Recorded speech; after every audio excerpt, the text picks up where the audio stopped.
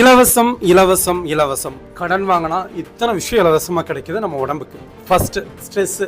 கடனை வாங்கிட்டு நாளைக்கு வேலை இல்லைன்னா அந்த கடனை எப்படி கட்டுறதுன்னு ஃபஸ்ட்டு ஒரு பெரிய ஸ்ட்ரெஸ் வந்து நமக்கு இலவசமாக கிடைக்கும். தூக்கமே இருக்காது ஃபர்ஸ்ட் ஆஃப் ஆல். ஏன்னா வருமானத்துக்கு ஏற்ற செலவு இருந்துச்சுன்னா அந்த செலவுக்கு ஏற்ற ஊதியம் நம்மகிட்ட இருக்கணும், அது இருக்காது.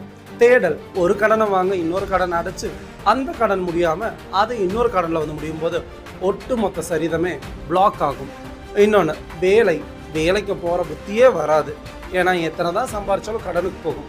வட்டி விகிதம். வழங்குறவன் நிம்மதியாக இருக்கிறான், வாங்குறவன் நிம்மதியாக இருக்கிறோமா? கண்டிப்பாக கிடையாது. இங்கே நண்பனை விட கடன் கேட்குற நண்பர்கள் அதிகமாக இருக்கும்.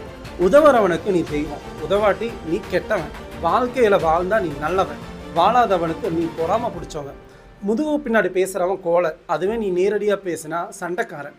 இந்த மாதிரி பல டேகுகள் வந்து கடன் நமக்கு கொடுக்குற அரிய வகை சலுகைகள். இதை நீங்கள் கடன் வாங்கணும்னு நினைக்கும் போது யோசிச்சுக்கோங்க. அப்ளிகேஷன் மூலம் லோன் வாங்கலாம், இல்லை லோன் ஏஜென்ட் கால் பண்ணலாம்.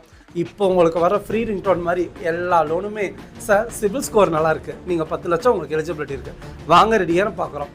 10 லட்சத்தை வாங்குறது பெருசு இல்லைங்க. அது 10 வருஷம் கட்டுறீங்களா, 15 வருஷம் கட்டுறீங்களா? வாங்குகிற பணம் முதலீடு பண்ணுறதுக்கு ஃபஸ்ட்டு நம்ம புத்திசாலித்தனத்தோட யூஸ் பண்ணணும். இல்லை வாங்கின பணத்தை மல்டிபிள் ஆக திறமை இருக்கும். இது ரெண்டுமே இல்லாத ஒரு ஆள் சராசரி வாழ்க்கை வாழ முடியும். ஆடம்பரம் நமக்கு தேவையில்லை, நம்ம வாழ்க்கைக்கு தான் தேவை. அழகு என்பது நம்ம உடம்புக்கு தேவையில்லை, நம்ம ஒப்பனைக்கு தான் தேவை. பேசுகிற இடத்துல சொல்லும் பொருளும் நிதானமாக இருந்தால் கடன் இல்லாத வாழ்க்கை நல்லா இருக்கும். நான் சொன்ன இலவச இணைப்பு உங்களுக்கு பிடிச்சிருந்தா இன்றைக்கே கடனை வாங்குங்க.